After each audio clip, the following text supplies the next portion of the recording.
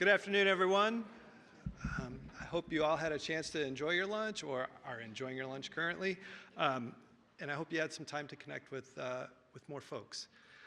As we begin our afternoon session, we're excited to move on to one of the most dynamic portions of our undergraduate research showcase, the lightning talks. For those of you who have not experienced lightning talks before, each presenter has 3 minutes and 1 slide to share their research. This format challenges our scholars to distill their complex and nuanced work into clear, compelling message, which is a vital skill and challenge for any scholar.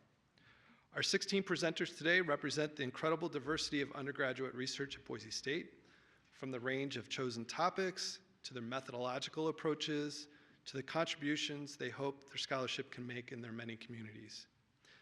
Before we begin, I'm honored to introduce Dr. Nancy Glenn, Boise State's Vice President of Research and Economic Development. Dr. Glenn brings deep expertise as a geoscientist who specializes in imaging spectroscopy and LiDAR remote sensing of the environment.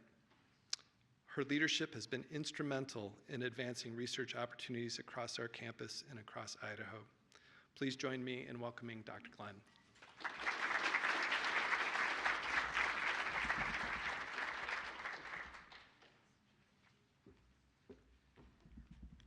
Thank you, Jim. And I have less than 1 slide. I have 0 slides, and I'll be less than 3 minutes. So hopefully I'll qualify as a lightning talk. This thing moves. Okay.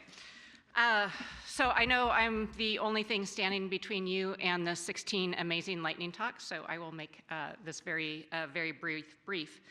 But first, I just want to give a huge shout out and thank you to our Office of Undergraduate Research as part of the Institute for Inclusive and Transformative Scholars, IFITS, which Jim leads. They did an amazing job of organizing today's symposium. And there's always so much behind the scenes work that happens, so let's give them a round of applause.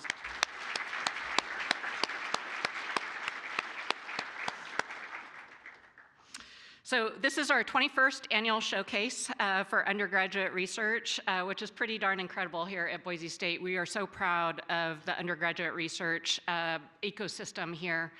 And this year, you've probably already heard this from Jim, but this is a banger year where we have a record 240 poster presentations, over 600 undergraduate researchers. Woohoo!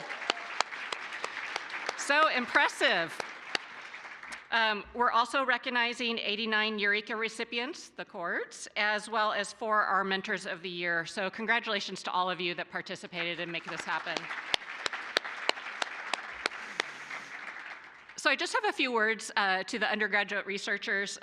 You know, your work is the reason that we're here, and I don't mean just today, but I mean here on campus. Your work matters to us. You make it worthwhile for us to come to work every single day and make the research engine happen here at Boise State. So I give you my deep gratitude. You bring energy, you bring curiosity, creativity to your projects, and more importantly, just broadly across campus. Whether you made new discoveries, encountered unexpected challenges, or reworked old ideas, you've definitely contributed something meaningful. And I'll just give a little bit of a reflection of my own undergraduate research experience. I don't remember a ton, and there may be something called age as a result of that. But yes, definitely time has blurred the details, or maybe it was the soil testing that I did in the lab. I'm not quite sure, but I do remember that first summer that I did undergraduate research, just how quiet campus was and how peaceful. But yet when I would walk in to the lab, in contrast, it was so busy with activity and excitement. And it was just so exciting to be part of all of that. I was mentored by a brilliant postdoc who patiently answered all of my questions. And I somehow landed a spot in my favorite professor's lab, and so that made me feel like I was really on to something important. And I got to tell my parents that I had a real job instead of river rafting and being a guide with all the river rats, so I was really proud of that aspect. At the time, I thought I was learning how to run experiments in the soils lab, but really looking back, I was learning how to think like a researcher, curious, being persistent, often confused, well, mostly confused, and learning to be okay with that. It's still difficult, a challenge for me. So if you're feeling unsure or something didn't work the way you expected in your experience as a researcher so far, congratulations, you're doing that right. You're doing it right. Frankly, research is never easy, but that's also what makes it really exciting. It's transformative, and now you've got tools that you didn't have before that you could apply in all walks of life and different directions that you might go. So thank you for your hard work and your impact. We're so proud of you. I also want to extend my deep thanks to the faculty, staff, and student mentors that are here in this room and not here as well, who helped guided your work. It takes a team, right? We can't do any of this alone. And the support of these mentors makes all the difference, not in just in the success of the projects, but in the lives of all of us that get to network and collaborate with you all. So congratulations again to our 2025 Mentors of the Year awardees, as well as all of you students. So now let's enjoy the amazing part of the show, which are the lightning talks.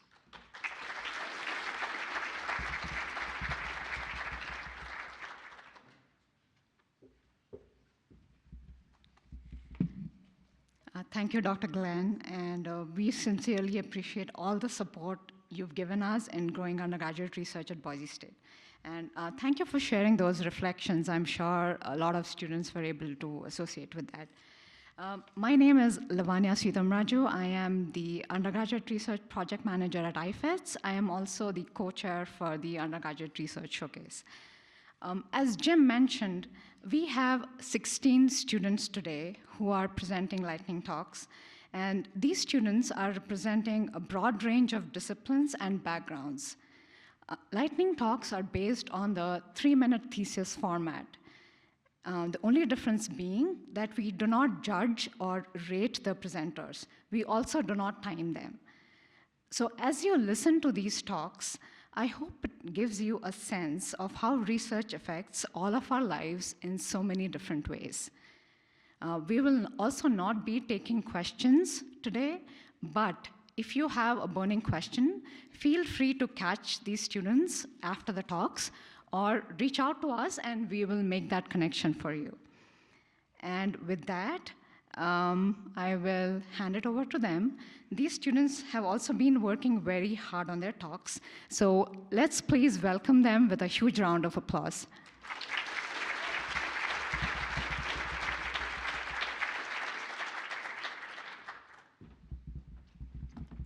Hello everyone, I'm Brennan Becerra. I am a graduating math undergrad, and today I'll be talking about painting a picture with math. So if you've ever zoomed in on a digital image or photo, you've probably noticed that the pixels become rather blocky. But what if there was a way for this image to somehow adapt, adding more detail as you focus? And what if this same idea could be used to, say, approximate the path of a hurricane? Well, this is the core idea and power behind what is known as adaptive mesh refinement for solving differential equations. Wow, that's a mouthful, so let's break it down a little bit. First off, what are differential equations and why do we care about solving them? Well, differential equations are essentially the hidden mathematics of change in nature. Things like heat spreading, fluids flowing. We use them everywhere from MRI scans to airplane designs. And solving them oftentimes requires digital approximations, kind of like replacing a smooth curve with Lego bricks. The more bricks you use and the smaller you make them, the better the approximations, albeit at a higher computational cost. So what's the problem here? Can't we just use small blocks everywhere? Well, computers have computational limits, and as such, we need a better approach. Enter adaptive mesh refinement, or AMR. What AMR aims to do is essentially aim smaller blocks in areas where the solution and the resolution matters more, and use larger blocks where we don't care so much. My research aimed to understand when and where to refine or merge blocks on a one-dimensional wave simulation, so it's quite simple. You can think of this kind of like me tuning a knob to adjust the speed and the accuracy. If the wave jumps slightly between two blocks, maybe we need to refine or add more detail there. If it's flatter, well, we can save effort by merging blocks. Now, better rules mean cheaper, faster simulations, without sacrificing too much accuracy. For engineers, this means better designs in less time. For meteorologists, it could mean predicting the impact of a tsunami before it breaches the shoreline. If you think of somebody standing on a beach awaiting evacuation orders, every second counts. AMR is allowing us to work smarter, not harder. By testing AMR on well-studied equations first, we are paving the way forward for real-world use, with the end goal in mind being affordable, rapid simulations where disasters could mean the difference between minutes. Minutes can mean the difference between life and death. Here, math isn't just about numbers. It's about focusing it where it matters most. Thank you.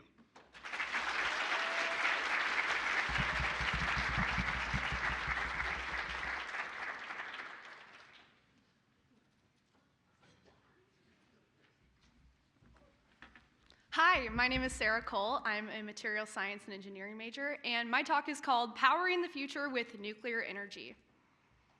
Imagine boiling water with a tea kettle. You turn on the stove, the water heats up, and eventually, steam whistles out of the spout. Now, what if I told you that's basically how a nuclear reactor works? That's right. A nuclear reactor is just a high-tech way to boil water. Now, take a look at this image. On your right, you've got a tea kettle. On the left, a nuclear power plant, where you can see steam coming out of its cooling tower. They're doing something surprisingly similar. Inside the plant, the reactor heats water into steam. That steam spins a turbine to generate electricity. And after the steam's done its job, the cooling tower you see here acts as the kettle's spout. It releases leftover heat as harmless water vapor. And here's the kicker. Coal and gas plants use the exact same process. What makes nuclear special isn't how we turn steam into electricity. It's how we boil water in the first place, by splitting atoms instead of burning fuel. Inside every nuclear reactor, there's a special kind of fuel, uranium. When you pack enough uranium atoms together, they start splitting apart in a process called fission. And when they split, they release heat, a lot of heat. In fact, a single nuclear fuel pellet, about the size of a pencil eraser, holds the same energy as a ton of coal. That's 2,000 pounds of fossil fuel replaced by something that fits into your hands. And guess what? All of that energy goes toward one simple job, boiling water to create steam. That's where my research comes in. I work in the Advanced Materials Laboratory in the Micron School of Materials Science and Engineering to study nuclear fuel synthesis. Surprisingly, making nuclear fuel is kind of like baking a cake.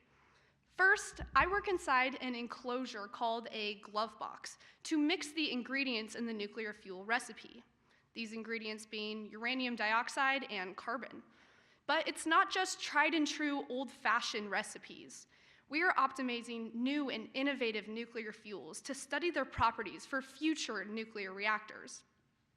Then, we bake these raw ingredients in an oven at extremely high temperatures to chemically create uranium nitride powder. That's the innovative new fuel forms I was talking about. But our cake can't be a mess of crumbs scattered on the table. We have to give it a shape to be useful inside a nuclear reactor. So we press it into a fuel pellet, we bake it one more time in the oven, and boom, there's the final product, which we can now characterize with microscopy and diffraction, as well as perform experiments on its properties. So why does this research matter? Because nuclear energy may be our best shot at meeting rising energy demand while cutting carbon emissions. Unlike wind and solar, nuclear provides reliable power, rain or shine. And unlike fossil fuels, it produces 0 carbon emissions. Here's the catch. Nuclear has been plagued by negative public perception for decades. That's why we need better science communication to make nuclear energy more approachable to lawmakers and the general public. Because at the end of the day, a nuclear reactor, it's just a fancy way to produce electricity by boiling water. Thank you.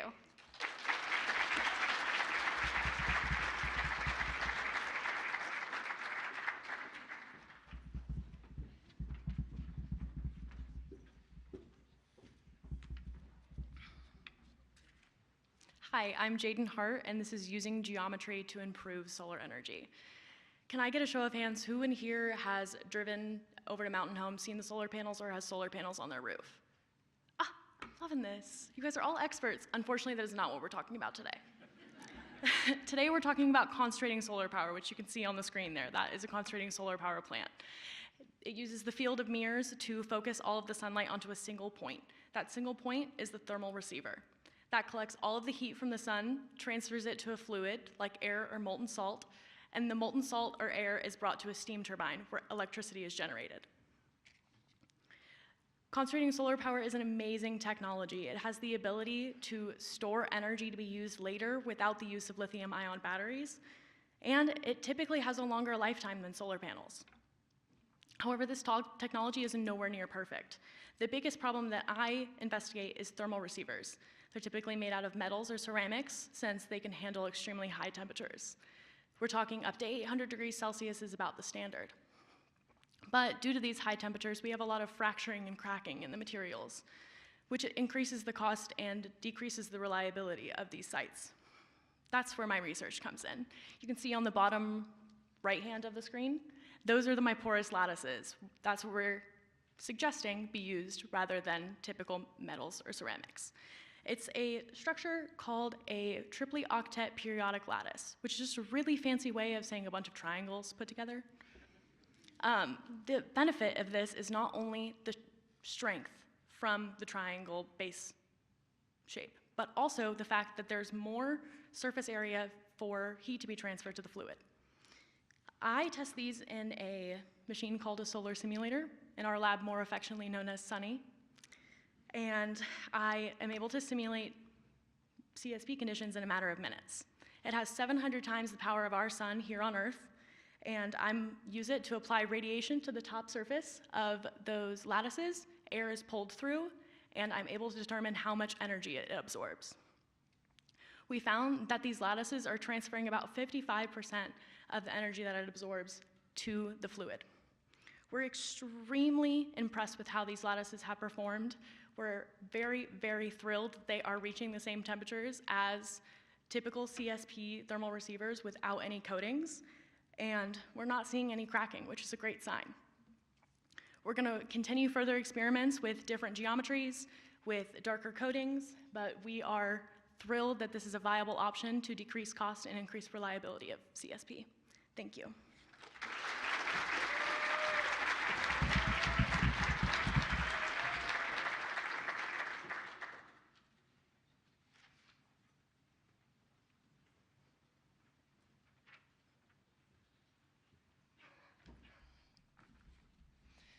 Hi, my name is Mackenzie, and I'm going to be chatting with you guys about incubation behavior in birds. Recognize these famous birds? This is Jackie, one of the famous bald eagles that inhabits a nest which is broadcasted every year during the spring. Ever wonder what makes Jackie stay atop her eggs, even when she's covered in a couple inches of snow? Well, she's practicing incubation, which is the process of maintaining perfect temperature and humidity for eggs to develop. If she were to leave her eggs uncovered for too long, she would not be able to successfully hatch chicks. So if this stage is so critical, are there things that can make a bird change this behavior? We asked this question of American kestrels using nest boxes in the Treasure Valley. In this species, both males and females incubate. Our nest boxes contain cameras which transmit 2 photos during the day. We analyzed incubation photos to determine how often each sex stayed atop their eggs. We found that males incubate for about 27% of the time, females for about 60%, leaving the eggs uncovered for around 13% of the total incubation stage. Within groups of males and females, there was significant variation, and we wanted to know why. For males, the variation was best explained by mate behavior, specifically how often their partner was incubating. Since only one adult can incubate at a time, when the female's inside the box, the male cannot be. We basically noticed that the female sets the pace and the male picks up the slack. Even our birds know the phrase, happy wife, happy life. Female variation was best explained by blood parasite infection and egg-laying timing. Egg-laying timing is important because it corresponds to how much food will be available. Females who lay their eggs earlier will have access to more resources than females who lay their eggs later. We found that early layers also incubate more than late layers. Our lab hypothesized that, due to the food abundance, males could consistently successfully hunt, giving females the time to focus more on incubation. Lastly, we took blood samples of all the adults in our study site to determine their relative blood parasite infections. Infection can be spread through diet or insect vectors. Raptors are particularly vulnerable to illnesses such as parasitic infections due to birds of prey being at the top of their respective food chains. We found that females who were sicker incubated more than healthier birds. This result shocked us because we imagined sick adults would be in poor condition and unable to raise young. However, other research has shown that sick birds will put their all into offspring as an instinctual need to pass on their genes before they die. Weighing the energetic cost of reproduction is a constant consideration for birds, and when survival is at stake, they usually opt to pass on their genes. This parental care instinct helps explain why Jackie remains atop her eggs. She's willing to do whatever it takes to guarantee the survival of her young. Jackie's ability to care for her young while experiencing intense inclement weather and possible disease showed just how magnificent and tough birds are, from the large bald eagle all the way to the small American kestrel. Thank you.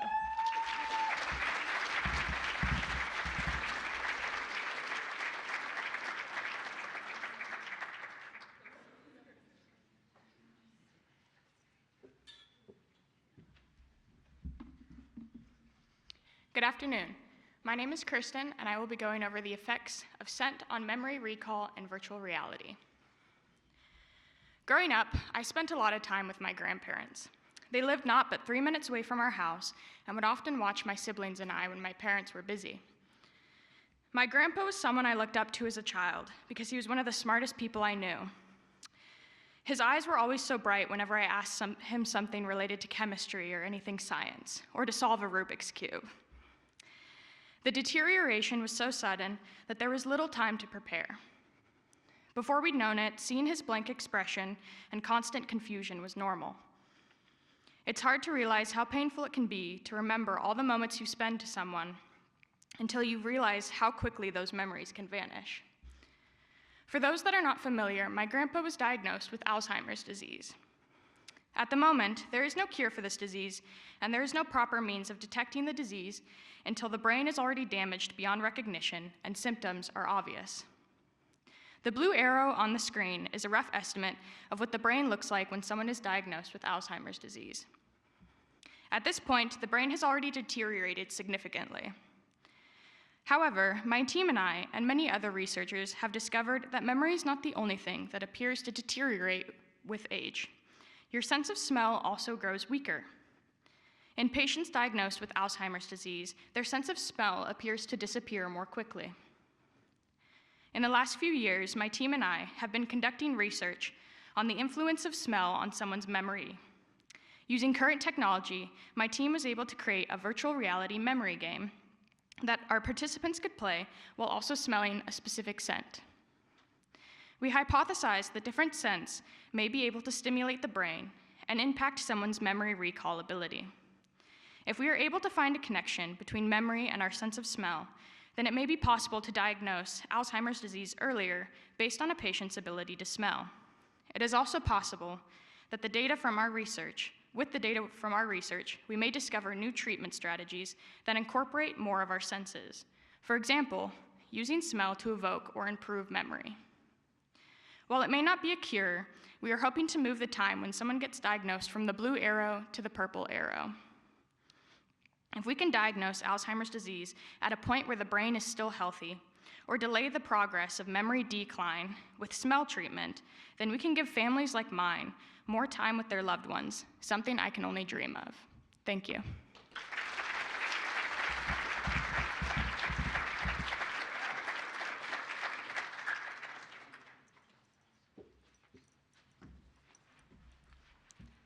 Hello, my name is Luca Manning, and I will be giving my talk on interfacial encounters from Earth's clouds to distant moons. Sometimes I lie awake at night thinking about the damage humankind has done to planet Earth. Other times I'm pondering the vastness of the universe and how incredible it is that we're here, living, breathing, with the possibility that we may not be alone. But most of the time, I'm just wondering whether I remembered to turn off the Peltier cooling stage in the laser lab. All right, now that we've broken the ice, let's talk about everyone's favorite subjects, interfacial chemistry and surface-specific spectroscopy. Okay, maybe those aren't exactly household topics, but they are important to me. Spectroscopy uses the interaction between light and matter to study how molecules behave. In my lab, we use it to explore interfacial chemistry, the chemistry that happens at surfaces. Why does that matter? The properties at the surface can actually be very different from those of the bulk material. In other words, reactions at surfaces can happen much faster and often in completely different ways. Take cirrus clouds, for example, the wispy clouds high up in the troposphere. They are made of tiny ice particles with incredibly high surface area to bulk ratios, making them highly sensitive to interactions with trace gases. These interactions can affect how clouds form and behave, which then influences weather patterns and in some cases, even natural disasters. In my work, I study how small molecules like acetone and methanol interact with ice.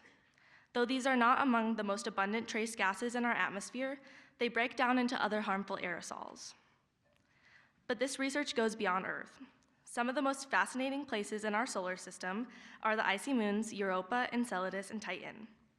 These so-called ocean worlds are believed to have frozen outer shells and subsurface liquid oceans. Geological shifting in their rocky cores, similar to Earth's, can crack these shells, releasing plumes of ice crystals into space. To study these environments, NASA has previously launched missions such as the Cassini probe and the Hubble Space Telescope. More recently, in October of 2024, they launched the Europa Clipper, which is set to arrive in just 5 years to gather new and improved data. In order to decode the data sent back to Earth by different spacecraft missions, we need a deep understanding of how molecules behave, specifically at the surface. This brings us back to the lab.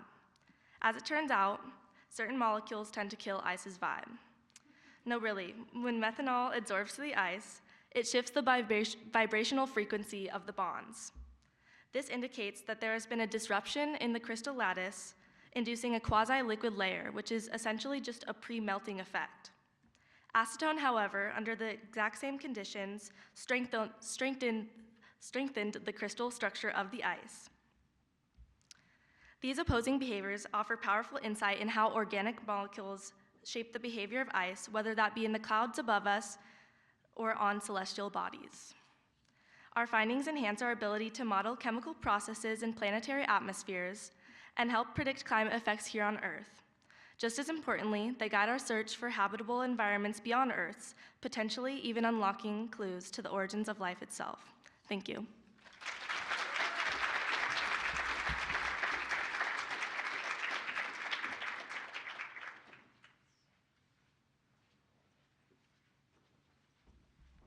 Hi everyone, I'm Madison Miller. I'm a graphic design student in the College of Arts and Sciences. And today I'll be talking about my senior thesis, which is the Syringa Project.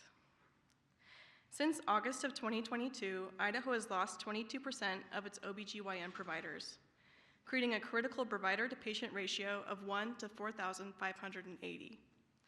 This statistic isn't just a number. It represents a strain on our healthcare system, including longer wait times, increased travel distances, and delayed care for our neighbors, friends, and family members. This healthcare gap, as well as Idaho's resilient yet graceful state flower, inspired my research that became the Syringa Project. The Syringa Project addresses these challenges through a mobile app that acts as an information database.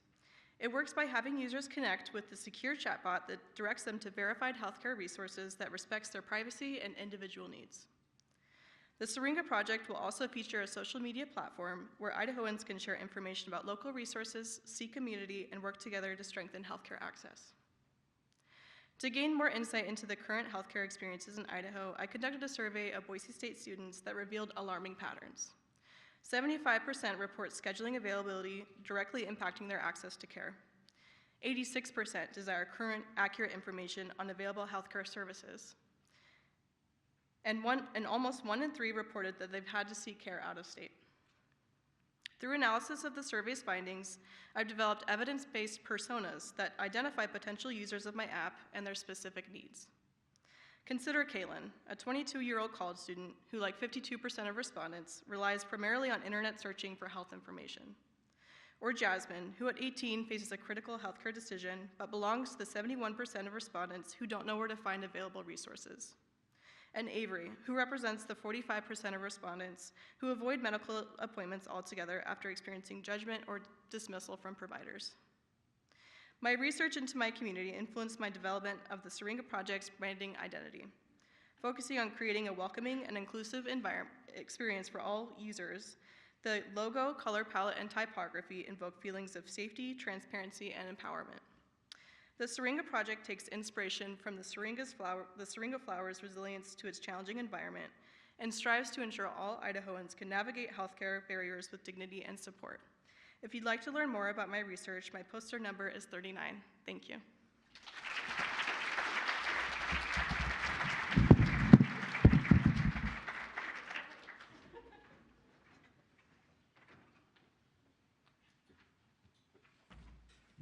Hello, my name is Myla Negrete, and my title is Taking a Bite Out of the Tree of Life. I want you to imagine an animal. What animal are you thinking of? A cat, a squirrel, your pet fish. I bet it's different than your neighbor's. Does it have teeth? Mine sure does. While animals can have all different shapes and sizes of teeth, one wouldn't say that a bunny and a shark have the same teeth. They all have the same base structure, appetite, or as you might know it, enamel. It's this enamel that can share information about an animal's evolutionary history. The base of appetite consists of the same two materials, carbonate and phosphate, but superimposed on that structure, there can be a variety of types. The two most common are fluoroapatite, common in fish, and hydroxylapatite, mammals and reptiles. Within these structures, there can be slight variations in molecules that cause differences in physical and chemical properties. One of these variations is the ion carbonate, and we can measure the amount of carbonate within a structure by comparing it to that of phosphate, one of the building blocks of appetite. This is what I do. I take tiny bits of enamel and powder it, and we illuminate this powder with infrared light. This light sends all the molecules in the structure vibrating due to excess energy. Each molecule has a distinct vibrational pattern that appears as a peak on the graph, but we're not interested in every molecule and every peak on the graph, just those related to carbonate. The two peaks that we're focused on in carbonate are nu2 and nu3. We can visualize these by imagining my hands as oxygen connected to my body, which is carbonate. We have out-of-plane bending, which is nu2, and we have asymmetrical stretching, nu3. We can measure the amount of carbonate within the structure by comparing the peak intensities of these two vibrations to that of phosphate. We've done this measurement over a wide variety of animals, from saltwater and freshwater fish to reptiles to mammals, both big and small. What we see is that different groups of animals cluster together based on the amount of carbonate they have. Saltwater fish with fluoroapatite tend to have lower amounts of carbonate within their structure compared to that of mammals, reptiles, and some freshwater fish with hydroxylapatites. Comparing this information with other experimental data of crystal structure, we see that different amounts of carbonate cluster together on the evolutionary tree in different areas, showing a shared evolutionary history. This information is important to paleontologists and evolutionary biologists because it establishes a baseline for where we can connect different ancestral lineages of animals based on their fossil tooth composition. We can now have a better idea of how different groups of animals are linked based on their tooth evolution. This information better helps connect the evolutionary tree of life on Earth. Thank you.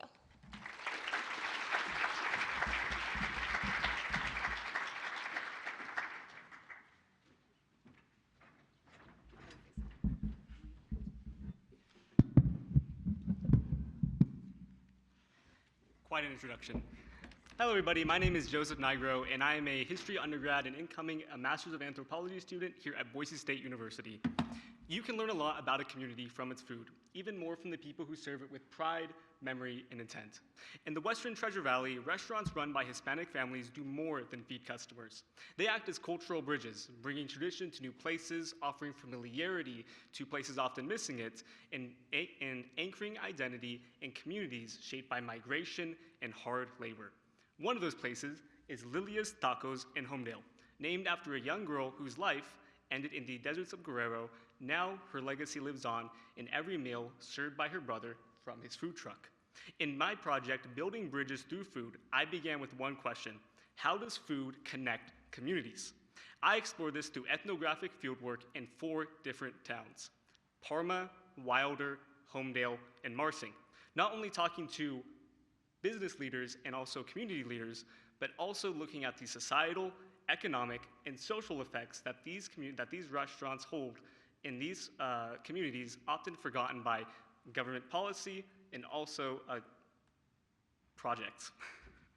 I explore this region is in many ways a food desert, not because food isn't grown here, but because the people living here often can't access it. While the Treasure Valley is rich in agriculture, most of that food is processed or shipped away elsewhere. Grocery stores are scarce, and affordable fresh options are limited for the very people working the land that feeds others across this vast country. Hispanic-owned restaurants and food trucks help fill that gap, but access is still unequal. Many workers and families don't have the time or income for a sit-down meal. For some, food is handed through a small window, or even in makeshift kitchens where they follow around workers field by field, day by day, often far away from home. Still, what stood out to me when I conducted this project wasn't the scarcity of options, the negativity, it was the positivity, it was the resilience that I saw. These restaurants were built with pride, purpose, and often chasing the American dream right at the very center. From recipes passed down through generations, now crossing borders, now on physical menus, from choosing the pastels to their own restaurants, from advice from others or themselves, and also handwritten menus every single day from what they have and what they can provide for their community at a reasonable price. Lily's Tacos right here is just one of those places that reflects that. It's more than a business. It's a space where a brother and a sister's story can still live on, not in silence, but in her favorite meal, pozole, which he proudly displays, and their language that they grew up speaking every single day, and also in his daily service with the logo right there. These restaurants aren't just about survival, they're an acts of legacy, where food carries history forward with every order served and every recipe remembered. So next time you're at a restaurant, any restaurant, except for fast food, because we already know Ronald McDonald's story, think about this. Think about how the food got to your table and what it took for someone to put it there. But because in communities like these, food doesn't just fill stomachs, it carries memory, it builds bridges, and it keeps culture alive. Thank you.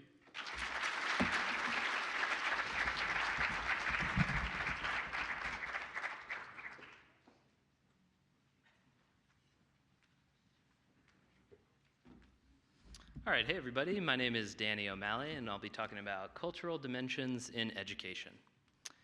Okay, so how important is education in shaping the future of a child?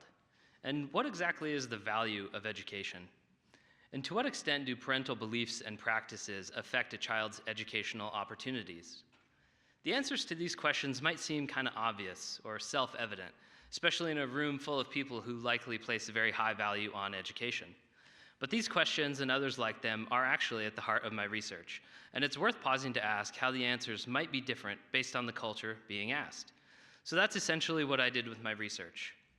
I took the transcripts of about 40 interviews, some with parents in the United States and some with parents in Mozambique, and they were asked about their unique beliefs and values about education. And then I used a thematic analysis approach to code the answers into about 10 unique categories of how they were uniquely different. And I've got time to go into a couple of them today. So the first one that really stood out prominently in almost all of the interviews was the idea of individualism versus collectivism. So the United States is a very individualistic culture. And when asked about their beliefs of the value of education, the parents in the US reflected this. They would say things like, education is important for my child. If my child is to succeed, they need a very good education. The answers were singularly focused on the success of their own child. However, Mozambique is a collectivistic culture, and this was reflected in those parents' answers. Asked the same questions, they would talk about cultural success. They would say, if my child succeeds, my entire culture succeeds, and all of Mozambique succeeds. Another area I looked at was the idea of power distance, which in this case refers to how much authority or how much a say a child has in their own future versus how much authority the parent has in that future. And in the United States, that power distance is a lot lower than it is in Mozambique. So when asked about education, the parents would say things like, I want my child to succeed, but education is only one path to success. They talked about a unique choice and cultural freedom. And inherent in these responses was a little bit of privilege because we have such a robust educational system, there's many paths to achieve it. But in Mozambique, that power distance is a lot greater, and the parents talked a lot about rigid process to achieve that education that the child was expected to go through. And inherent in these responses was a lot of talk about sacrifice, of how much it took just to get their child into education in the first place.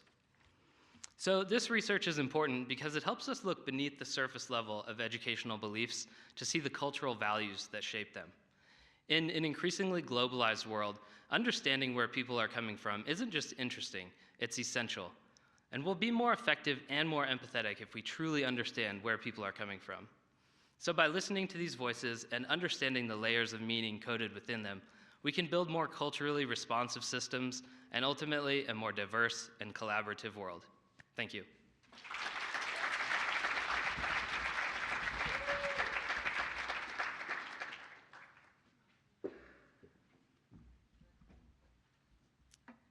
I'm Phaedra Roby, and I'm going to be talking to you about the sound of conservation. For a moment, wait, do I have it?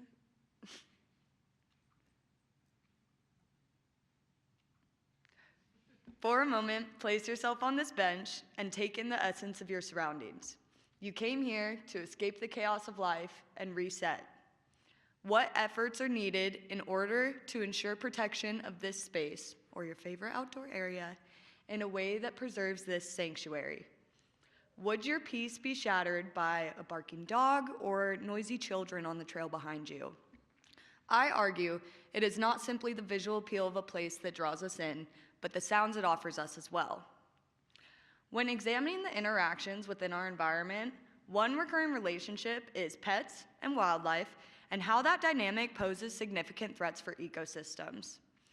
I looked into how the sounds pets make might influence wildlife, sparking my exploration into soundscapes. This can be defined as all the living and non-living elements that come together to form the acoustic composition of a region. I performed a systematic review on the literary intersection of pets, wildlife, and soundscapes, trying to answer the question, how do domestic pets impact wildlife through changing local soundscapes? While my research did not offer definitive answers, there's still some big takeaways I want to share with you today. First, there is a significant gap in research on this issue.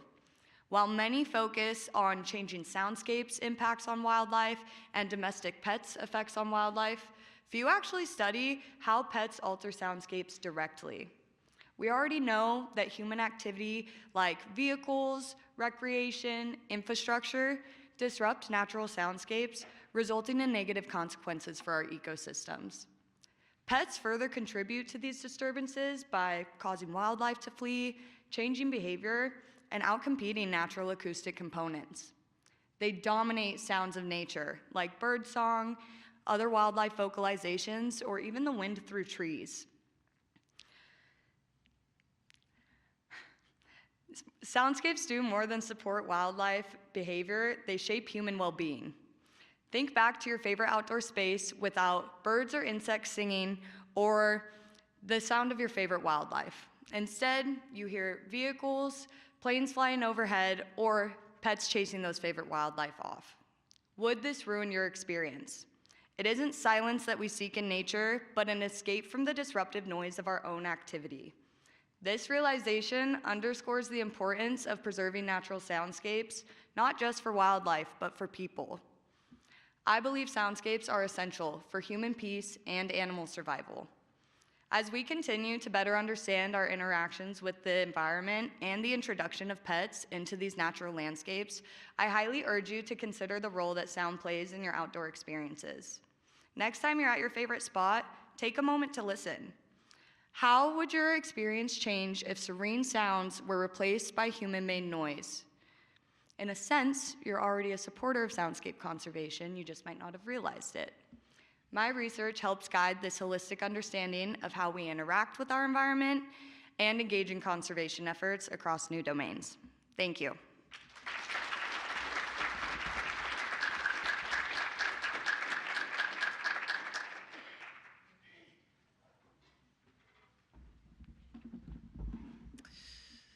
Hello, everyone. My name's Nolan Olaso, and today I'll be discussing imaging DNA for quantum computing applications.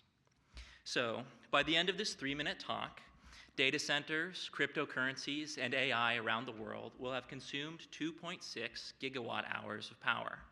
That's enough to power 241 US homes for a year. Put another way, in 2021, Bitcoin alone used more electricity than the country of Argentina.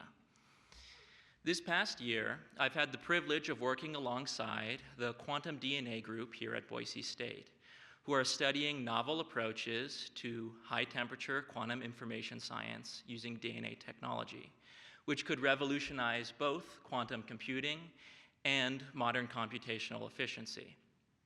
However, to realize such a technology, we must first understand and then exercise precise spatial control over these DNA nanoconstructs and their self-assembly behavior. So, how do we characterize something with lateral dimensions less than 10 nanometers? For scale, a human hair is 100,000 nanometers in width. Optical microscopes cannot resolve features of that size, and electron microscopes are incompatible with the aqueous solutions that DNA prefers. Well, I've been using a technique called atomic force microscopy, or AFM, to see, or really to feel, these constructs in situ, or in their natural environment. Like a turntable, reading the bumps and grooves on a vinyl record, or the hands of the blind reading Braille, an AFM rasters an atomically sharp needle back and forth, sometimes thousands of times over an area, gathering information to build an image with nanometer resolution. However, this rastering motion effectively acts as a slow rolling shutter, making AFM prone to motion artifacts and any or loosely secured DNA detrimental, as you can see in that smeared and unusable first image. Quickly, it became apparent that getting the DNA to remain stationary would be the greatest challenge of this project. Both DNA and our imaging substrate mica have a net negative charge. Just like magnets of a similar polarity repel each other, objects of like charges also repel. It is known that introducing an ion with a +2 charge, such as nickel or magnesium, to the solution can fix the DNA to the negatively charged mica substrate. However, due to the minute size of these particular constructs, and thus a limited bonding area, what began as a simple one-step process was quickly refined into 6 steps. During this time, we captured that central image, a clear sign of progress, as ion type and concentration were iterated upon, and incubation steps were added and removed. However, with some time, image optimization, and just a little bit of luck, we eventually got that image on the right. That image represents 6 months of mine and others' hard work, a confirmation of the QDNA group's efforts, and an incremental step forward in the grand challenge of high-temperature quantum information science. Thank you.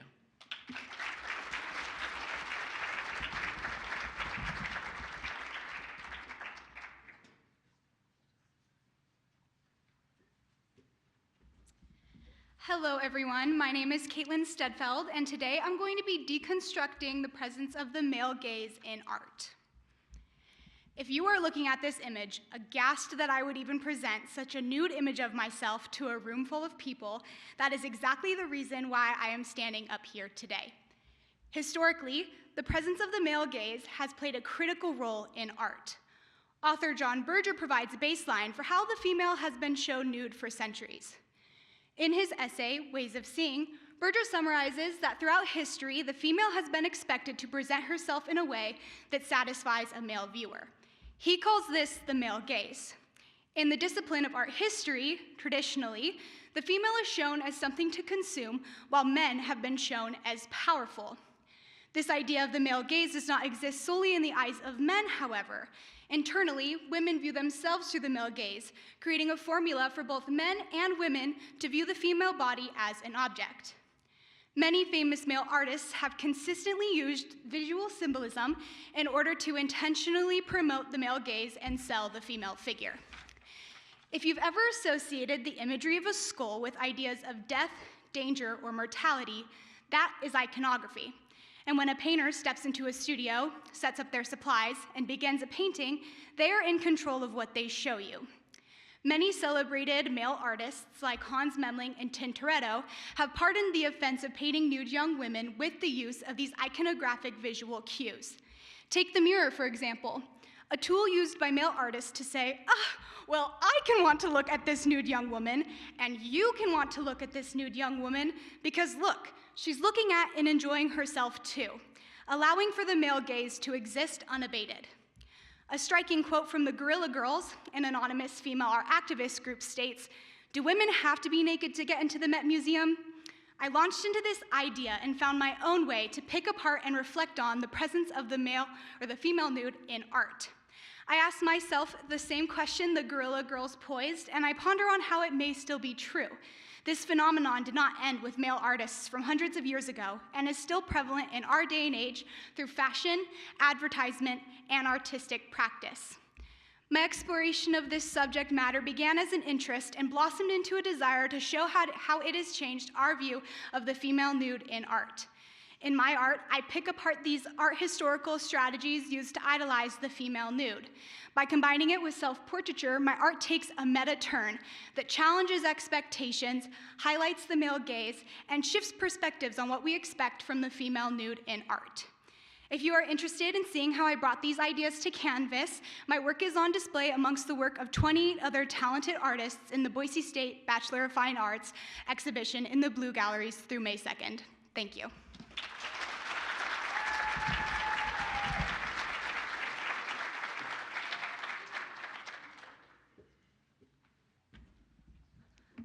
Hi, my name is Emma. I'm in the nursing program, and my study is called Navigating Dual Roles.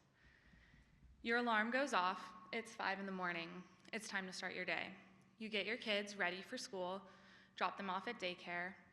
Now it's time to head to clinical or to class where you will spend the next 6 to 8 hours of your day. By the time you're done, you're exhausted, but it's time to pick your kids up. You drop them off at after-school care, or maybe you're lucky enough to get one afternoon with them. Most likely, though, you have to head to work. After work, you come home and your kids are most likely in bed. Maybe you get to put them to bed and they're tired and grumpy. Then it's time to squeeze in one assignment before you yourself go to bed, get less rest than is healthy, and start it all again tomorrow. What happens if your child is sick? They might be able to come to lecture with you if your professor allows it.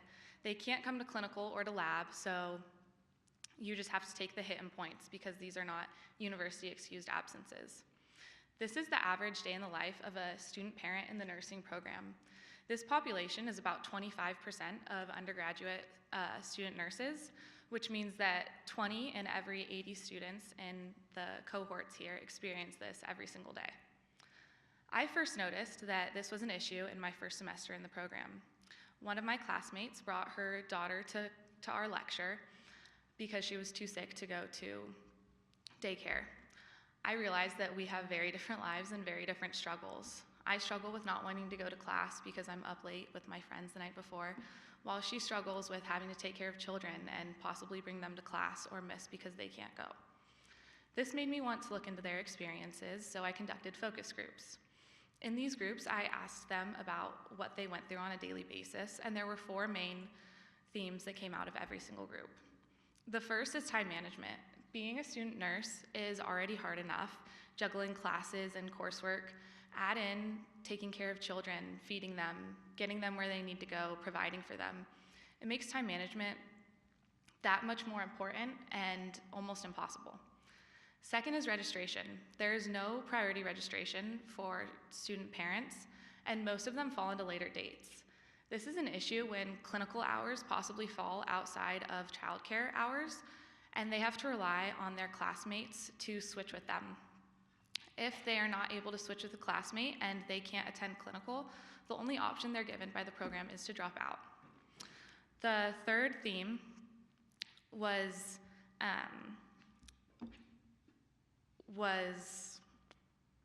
unpredictability of scheduling. Oftentimes, our schedules are not released until the week before classes start for clinicals. This makes it impossible to plan childcare, work, and just daily life for these student parents, which adds extra stress. The final theme is coping. When asked how they cope, they all agreed that they just do it.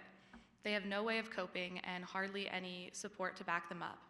They all knew that going into nursing school would be difficult, but they didn't realize that they would have such a lack of support. How do we best prepare the next generation of nurses, a career characterized in compassion, if we cannot show the same kindness and compassion to those who are preparing for it? Thank you.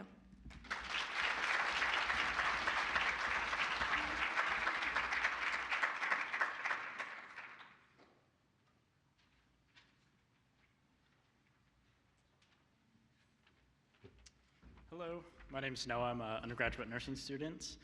Today we have a publishment. It's called Exploring Healthcare Facilities Blenderized Tube Feeding Policy Trends. It was a survey of registered dietitian nutritionists. Imagine this. Your child relies on a feeding tube for nutrition. However, they get a viral infection and they need to be hospitalized. But instead of receiving the nutrition they're used to, which is whole foods blenderized, they're switched to a corn syrup-based formula. Now they're not just fighting off a virus, but they're also struggling from nausea, vomiting, and diarrhea from unfamiliar food. This child, like 500,000 Americans, rely on tubes to receive food. This child has what's known as a nasogastric tube. It goes from the nose down to the stomach. You see, in the 1970s, there was a major paradigm shift for healthcare providers. They were taught that only 3 things should go through these tubes: corn syrup-based formula, water, and medications. While this standardized approach seemed beneficial, the reality is that this corn syrup-based formula is highly processed and just calories. Would you want to eat it? I know I wouldn't. In the last 15 years, a movement began to use blenderized whole foods instead of this corn syrup-based formula. The practice of administering whole foods through these tubes is not new. However, due to that paradigm shift, research on whole food administration was neglected until recently. Studies now show that it improves quality of life by reducing nausea, vomiting, diarrhea, improving growth rates, as well as supporting oral intake. If whole food feeding offers these benefits, how have hospitals adapted to this evolving practice? That was the focus of our research. Are hospitals actually accommodating patients who prefer to use blenderized whole foods instead of this corn syrup-based formula? Is this a feasible option? And most importantly, what are the healthcare policies around this? The reality is, only 63% of healthcare facilities allow whole food feeding. Coupled with this, 45% do not have policies in place to administer whole food.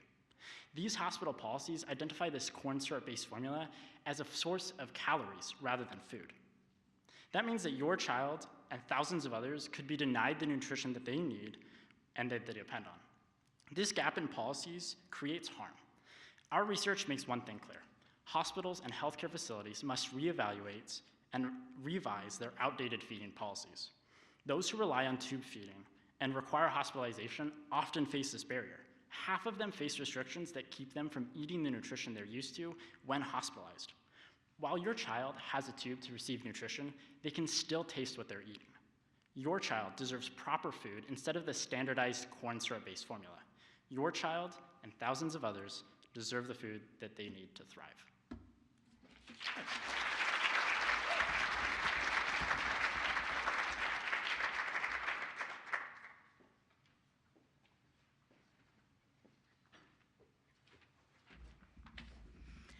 Hello, my name is Kieran Willett, and I'm with the Department of Communication. I'm here to talk to you, but the title of my talk is A Comparative Analysis of Colonial Influence on News Coverage of the Israel-Palestine Conflict. As a student journalist, I've been following the coverage and the criticisms at that coverage closely. While in Ireland 7 months after the October 7th attack, I noticed that Ireland had a very different attitude than the US. One of the first things I saw when I left the airport was a giant Palestine flag hanging from one of the buildings downtown. While the US and Germany were selling weapons to Israel, South Africa and Ireland were condemning Israel for genocide. The difference in coverage and international attitude led me to my research question. How does a country's historical status as a colonizer versus colonized influence news coverage of Israel-Palestine after October 7th, 2023? For this study, a historically colonizer country is one in which the state occupied other territories, and a colonized country is one that was occupied by another country. To answer this question, I used Robert Entman's framing theory. Framing theory states that media can influence perception by selectively including and, more importantly, excluding particular facts, events, voices, and perspectives. While many outlets claim to only report the objective truth, nothing exists in a vacuum. By selecting which perspectives are included, media has the power to create a singular dominant narrative that goes largely unchallenged. To study this, I did a comparative analysis of 100 articles from 4 outlets published in the first 2 weeks after the October 7th attack, with the US and Germany serving as the colonizer countries and South Africa and Ireland for the colonized ones. Immediately, some discrepancies were apparent, not just in the content itself, but in the content production. The New York Times, a US-based outlet, had nearly 400 articles covering the conflict in the 2-week time frame. The Daily Maverick from South Africa only had 58. The US and UK have historically dominated the international news scene, but even so, South African and Irish outlets were more likely to publish articles with international criticism of Israel's response to October 7th. Colonizer countries only significantly included the extent of the devastation in Gaza in 15 out of the combined 50 articles studied. Here's one example of what that looks like. While the German outlet DW was writing about how the conflict impacted the Frankfurt Book Fair, the South African outlet, the Daily Maverick, was writing about the shattered healthcare system in Gaza. This example reflects how, by choosing what to focus on, they determine who deserves international attention and even their readers' empathy. Understanding how colonialism impacts news coverage is key to not perpetuating cycles of dominance and oppression. When we continue to produce news without a critical examination of the way a country's history and culture skews our perspectives, we allow dominant narratives to go unchallenged and fail to uphold the basic tenets of journalism. Thank you.